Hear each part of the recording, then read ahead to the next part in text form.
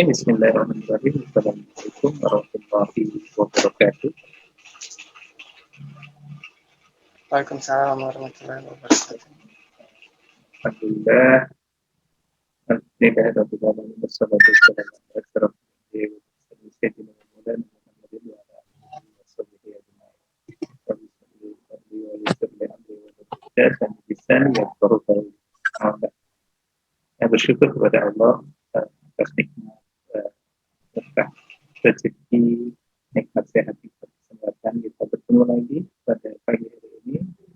Alhamdulillah wa syukurillah. Salam kepada Nabi besar Muhammad sallallahu alaihi wasallam beserta keluarga, sahabat dan seluruh pengikutnya. Berbahagia sekali hari ini kita bisa diizinkan untuk bertemu lagi, ya, untuk melanjutkan mata kuliah pendidikan sumber daya manusia.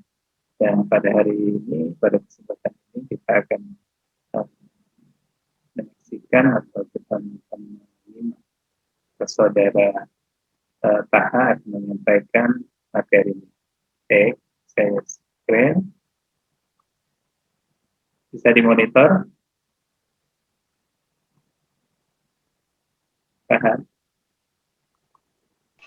Sorry. Belum, Pak. Sebentar ya.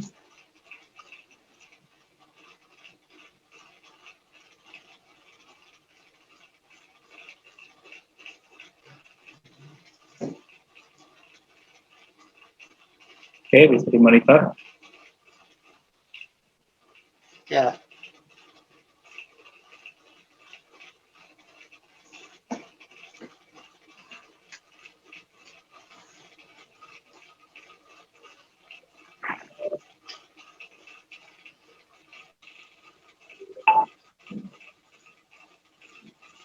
Oke, silakan saudara Taha dimulai. Ya. Terima kasih sebelumnya. Assalamualaikum warahmatullahi wabarakatuh. Alhamdulillahirabbil alamin wassalatu wassalamu ala asyrofil anbiya'i wal mursalin sayyidina Maulana Muhammadin wa ala alihi washabihi ajmain amma ba'du. Yang saya hormati dosen mata kuliah Manajemen Sumber Daya Manusia Bapak Haji Sunarto SMSI, dan yang saya hormati teman-teman rekan-rekan mahasiswa semuanya. Pada kesempatan kali ini saya akan mempresentasikan tentang konsep dan tantangan manajemen sumber daya manusia. Yang pertama,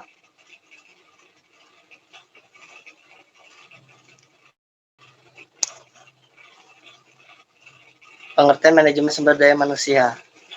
Manajemen sumber daya manusia adalah suatu proses menangani berbagai masalah pada ruang lingkup karyawan, pegawai, buruh, manajer, dan tenaga kerja lainnya, untuk dapat menunjang aktivitas organisasi atau perusahaan demi mencapai tujuan yang telah ditentukan. Bagian atau unit yang biasanya mengurusi manajemen sumber daya manusia adalah Departemen Sumber Daya Manusia, atau dalam bahasa Inggrisnya sering disebut sebagai HRD atau Human Resource Department. Sedangkan menurut Stoner, manajemen sumber daya manusia adalah suatu prosedur yang berkelanjutan yang bertujuan untuk memasok suatu organisasi atau perusahaan dengan orang-orang yang tepat untuk ditempatkan pada posisi dan jabatan yang tepat pada saat organisasi memerlukannya. Manajemen sumber daya manusia juga menyangkut desain sistem perencanaan, penyusunan karyawan, pengembangan karyawan, pengelolaan karir, evaluasi kinerja, kompensasi karyawan, pengembangan karyawan, dan lain-lain. Manajemen sumber daya manusia melibatkan semua keputusan dan praktik manajemen yang mempengaruhi secara langsung. Yang kedua, ada komponen manajemen sumber daya manusia. Tenaga kerja manusia pada dasarnya dibedakan atas pengusaha, karyawan, dan pemimpin. Yang pertama ada pengusaha. Pengusaha adalah setiap orang yang menginvestasikan modalnya untuk memperoleh pendapatan atau laba, dan besarnya pendapatan itu tidak menentu, tergantung pada laba yang dicapai perusahaan tersebut. Yang kedua ada karyawan. Karyawan merupakan kekayaan utama suatu perusahaan. Kenapa? Karena tanpa keikutsertaan mereka, aktivitas perusahaan tidak akan terjadi. Karyawan berperan aktif dalam menetapkan rencana, sistem proses, dan tujuan yang ingin dicapai. Yang ketiga ada pemimpin. Pemimpin adalah seorang yang mempergunakan wewenang dan kepemimpinannya menggerakkan orang lain, serta bertanggung jawab atas pekerjaan orang tersebut dalam mencapai suatu tujuan. Selanjutnya, pendekatan dalam manajemen sumber daya manusia. Beberapa pendekatan yang digunakan manajemen sumber daya manusia yang biasa digunakan dalam pengelolaannya sebagai berikut. Yang pertama ada pendekatan sumber daya manusia. Karena manajemen sumber daya manusia mengelola dan memperdayakan manusia, maka martabat dan kepentingan hidup manusia tidak diabaikan sehingga bisa hidup layak dan sejahtera. Yang kedua, pendekatan manajerial. Pendekatan manajerial adalah tanggung jawab semua manajer, maka analisis akhir prestasi kerja dan kehidupan kerja tergantung pada atasan langsung. Yang ketiga, ada pendekatan sistem manajemen sumber daya manusia, yaitu suatu subsistem dari sistem organisasi. Maka manajemen sumber daya manusia harus dievaluasi seberapa besar kontribusinya pada organisasi. Yang keempat, ada pendekatan proaktif, yaitu manajemen sumber daya manusia harus dapat meningkatkan kontribusinya kepada karyawan, manajer, dan organisasi melalui antisipasi terhadap masalah. Yang kelima, ada pendekatan mekanis, yaitu bisa disebut dengan pendekatan komoditi atau konsep faktor produksi. Pendekatan mekanis berkaitan pada mesin-mesin yang menjadi faktor produksi. Yang keenam, pendekatan paternalisme, yaitu konsep yang menganggap bahwa manajemen sebagai ayah dan bersikap melindungi seluruh karyawannya. Dan yang terakhir ada pendekatan multidimensional, yaitu pendekatan ini terdiri pendekatan politik, ekonomi, hukum sosial, budaya, administratif, dan teknologi. Selanjutnya, peran manajemen sumber daya manusia. Yang pertama yaitu menentukan jumlah, kualitas, dan penempatan tenaga kerja yang efektif sesuai dengan kebutuhan perusahaan. Sesuai dengan kebutuhan perusahaan berdasarkan job description, job specification, job recruitment, dan job evaluation. Yang kedua, menetapkan penarikan, seleksi, dan penempatan karyawan berdasarkan asas the right man in the right place and the right man in the right job. Ketiga, menetapkan program kesejahteraan, pengembangan, promosi, dan pemberhentian. Yang keempat, meramalkan penawaran dan permintaan sumber daya manusia pada masa yang akan datang. Yang kelima, memperkirakan keadaan perekonomian pada umumnya dan perkembangan perusahaan pada khususnya. Yang keenam, memonitor dengan cermat undang-undang perubahan dan kebijaksanaan pemberian balas jasa perusahaan yang sejenis. Yang ketujuh, memonitor kemajuan teknik dan perkembangan serikat buruh. Yang kedelapan, melaksanakan pendidikan, pelatihan, dan penilaian prestasi karyawan. Dan yang terakhir, mengatur mutasi karyawan baik vertikal maupun horizontal dan mengatur pensiun, pemberhentian, dan pesangon. Selanjutnya, fungsi dan tujuan adanya manajemen sumber daya manusia. Yang pertama, fungsi manajemen sumber daya manusia yaitu ada yang pertama perencanaan. Perencanaan adalah kegiatan melakukan perencanaan dan memperkirakan tentang keadaan tenaga kerja agar sesuai dengan kebutuhan organisasi secara efektif dan efisien dalam membantu terwujudnya suatu tujuan. Yang kedua ada rekrutmen, yaitu proses penarikan sekelompok kandidat untuk mengisi posisi yang kosong. Perekrutan yang efektif akan menentukan orang-orang yang berkemampuan dan memiliki keterampilan yang sesuai dengan spesifikasi pekerjaan yang dibutuhkan. Yang ketiga, yaitu seleksi adalah suatu proses menemukan tenaga kerja yang tepat dari sekian banyak kandidat atau calon yang ada. Yang keempat, melakukan pelatihan tenaga kerja, yaitu keseluruhan kegiatan yang diberikan untuk meningkatkan atau mengembangkan kompetensi kerja, produktivitas, disiplin, sikap, dan etos kerja pada tingkat keterampilan dan keahlian sesuai dengan kualifikasi jabatan dan pekerjaan. Yang kelima ada evaluasi tenaga kerja. Evaluasi kinerja sebagai bagian dari fungsi manajemen. Fungsi evaluasi tidak berdiri sendiri. Fungsi-fungsi seperti pemantauan dan pelaporan sangat erat hubungannya dengan fungsi evaluasi. Fungsi evaluasi sangat bermanfaat agar organisasi tidak mengulangi kesalahan yang sama setiap kali. Yang keenam ada kompensasi, adalah pemberian balas jasa langsung dan tidak langsung berbentuk uang atau barang kepada karyawan sebagai imbal jasa atau reward yang diberikan kepada karyawan. Yang ketujuh, pengintegrasian, yaitu suatu kegiatan untuk mempersatukan kepentingan perusahaan dan kebutuhan karyawan sehingga tercipta kerjasama yang serasi dan saling menguntungkan. Yang ke-8, pemeliharaan. Pemeliharaan kegiatan untuk memelihara atau meningkatkan kondisi fisik, mental, dan loyalitas karyawan agar tercipta kerjasama yang panjang.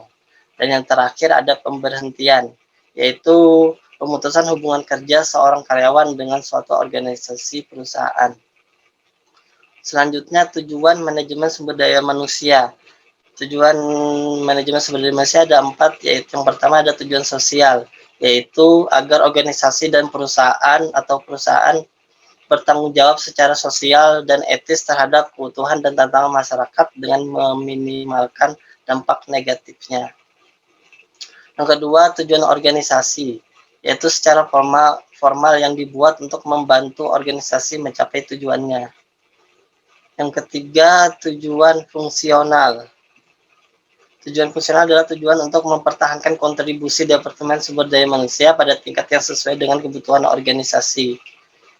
Yang keempat, tujuan individual, yaitu tujuan pribadi dari tiap anggota organisasi atau perusahaan yang hendak mencapai tujuan melalui aktivitasnya dalam organisasi atau perusahaan. Selanjutnya, tantangan manajemen sumber daya manusia. Yang pertama ada tantangan internal. Tantangan internal, yang pertama kekeliruan paradigma fungsi manajemen sumber daya manusia. Fungsi manajemen sumber daya manusia lebih banyak dilihat sebagai pengelola administrasi atau pengawas peraturan perusahaan dalam bidang ketenaga kerjaan di suatu perusahaan. Fungsi manajemen sumber daya manusia lebih banyak berperan dalam hal-hal yang menyangkut penyelenggaraan hubungan industrial dalam perusahaan, seperti pembuatan peraturan perusahaan, kesepakatan kerja bersama, menjalin kerjasama dengan Departemen Tenaga Kerja, atau menyelesaikan perselisihan antara perusahaan dengan serikat pekerja. Hal yang lebih menjadikan peran fungsi manajemen sumber daya manusia hanya dianggap penting saat perusahaan ingin melakukan pengurangan jumlah karyawan. Selain itu, fungsi manajemen sumber daya manusia juga sering dipersepsikan perannya sebagai pelaksanaan administrasi manajemen, seperti mengurus masalah pembayaran gaji karyawan, mengurus cuti karyawan, penggantian biaya kesehatan, dan lain-lain. Yang kedua, belum terrealisasinya pemahaman tentang fungsi manajemen sumber daya manusia. Belum tersosialisasinya pemahaman tentang fungsi manajemen sumber daya manusia sebagai sebuah profesi yang bersifat multidisipliner seperti profesi psikologi, ekonomi, manajemen atau bisnis, hukum, teknologi informasi, dan manajemen informasi. Yang ketiga, mahalnya investasi di bidang sistem informasi sumber daya manusia dikarenakan tidak banyaknya vendor atau penyedia human resource information system sehingga perusahaan cenderung membuat sistem sendiri. Selanjutnya ada tantangan eksternal. Yang pertama yaitu tantangan teknologi. Teknologi terus mengalami perkembangan sehingga berdampak pada manajemen sumber daya manusia. Melalui pengaruh teknologi yang mengubah industri secara keseluruhan, sebagai contoh, kemajuan teknologi di bidang transportasi dan komunikasi telah meningkatkan mobilitas angkatan kerja. Lebih lanjut, manajemen sumber daya manusia perlu merancang kegiatan-kegiatan peraturan dan pendayagunaan sumber daya manusia untuk mengikuti perkembangan operasi perusahaan akibat inovasi teknologi. Dengan semakin baiknya teknologi yang digunakan, maka semakin baik pula pengaruhnya terhadap sumber daya manusia yang ada. Yang kedua, tantangan politik dan pemerintahan. Dalam hal ini, kebijakan politik dan kestabilan politik suatu negara akan mempengaruhi sistem manajemen sumber daya manusia yang ada. Karena dengan kebijakan atau keputusan politik yang baik akan berpengaruh besar terhadap peningkatan manajemen sumber daya manusia. Berbagai faktor politik telah menjadi pertimbangan yang semakin penting bagi pengambilan keputusan-keputusan di bidang manajemen. Manajemen sumber daya manusia tidak mungkin mengabaikan konsekuensi atau dampak berbagai kegiatan manajemen terhadap kebijakan pemerintah. Faktor stabilitas politik dan kepatuhan terhadap peraturan pemerintah merupakan pertimbangan utama bagi para manajer dalam pelaksanaan fungsi manajemen sumber daya manusia. Sebagai contoh, keputusan tentang pemutusan hubungan kerja atau PHK tidak bisa diambil sewena-wena oleh perusahaan tanpa memperhatikan dampaknya terhadap stabilitas politik, program, dan peraturan pemerintah. Yang ketiga, ada tantangan ekonomi. Berbagai tantangan masalah ekonomi dapat mempengaruhi kegiatan-kegiatan di perekonomian suatu negara. Karena sejalan dengan tumbuh dan berkembangnya bisnis atau sistem ekonomi yang diterapkan memberikan tekanan pada peningkatan upah penawaran yang lebih baik dan perbaikan kondisi kerja. Dengan ini semakin baik pelaksanaan sistem ekonomi yang digunakan, maka semakin baik pula pengaruhnya dalam pengembangan sumber daya manusia. Yang keempat, tantangan bidang sosial. Di era sekarang ini sudah banyak terjadi pergeseran nilai-nilai sosial yang dianut oleh masyarakat, sebab salah satu contohnya adalah pergeseran nilai yang berpengaruh pada manajemen sumber daya manusia adalah persepsi tentang peran perempuan. Pergeseran ini terjadi karena sudah menjadi kenyataan bahwa saat ini berkat terbukanya kesempatan yang sama bagi laki-laki dan perempuan untuk memperoleh pendidikan hingga jenjang tertinggi. Semakin banyaknya perempuan karir dalam berbagai bidang profesi. Banyak perempuan karir yang berkarya dalam aneka ragam organisasi karena keinginan untuk mengabdikan pengetahuannya kepada masyarakat.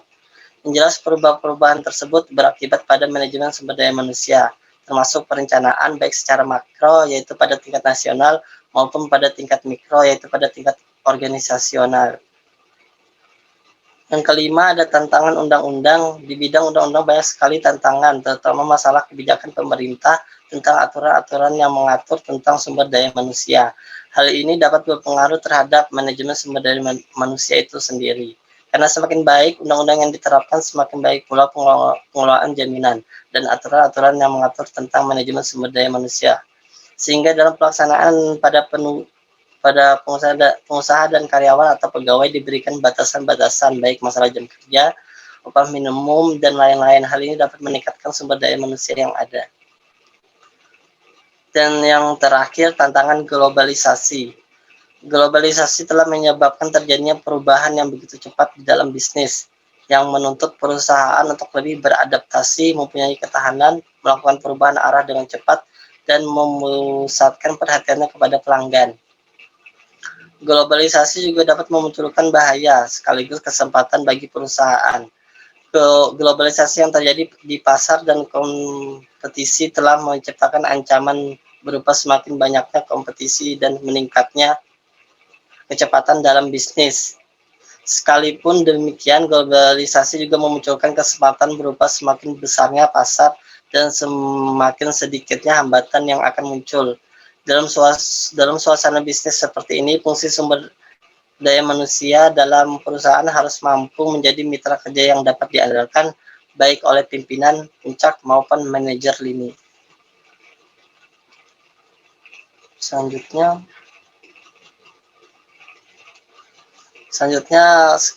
mungkin ini saja yang bisa saya sampaikan.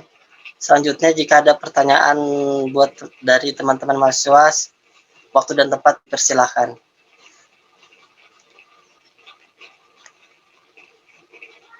Oke, bagi yang bertanya silakan bisa melalui chat ya, bisa melalui chat atau langsung menyampaikan pertanyaan.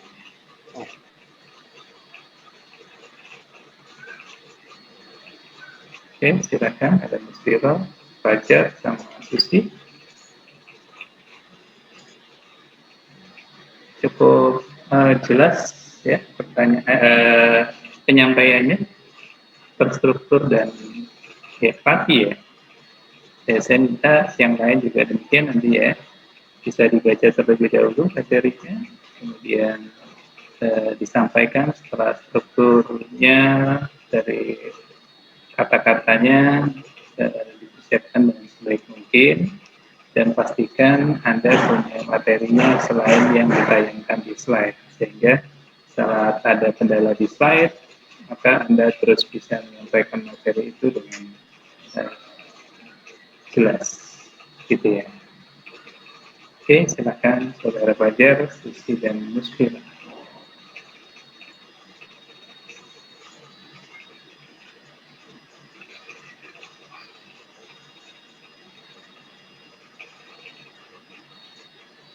Cukup? Cukup jelas?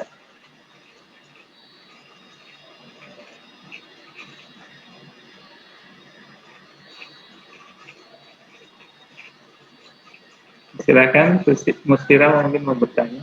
Dari tadi. Jelas ya?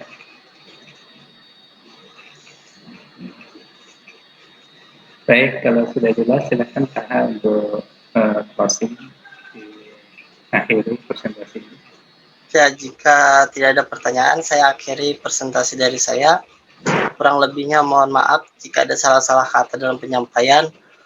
Wassalamualaikum warahmatullahi wabarakatuh. Waalaikumsalam warahmatullahi wabarakatuh. Baik, terima kasih. Selanjutnya saya kembalikan ke Pak Sunarto.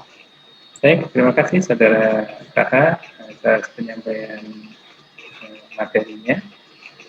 Dan saya harapkan yang lain untuk nanti secara bergantian ya bisa menyampaikan pokok bahasan yang telah saya bagikan, dan harapannya dengan membaca dan memahami, maka proses belajar kita khususnya mata kuliah manajemen sumber daya manusia itu bisa berjalan dengan baik ya.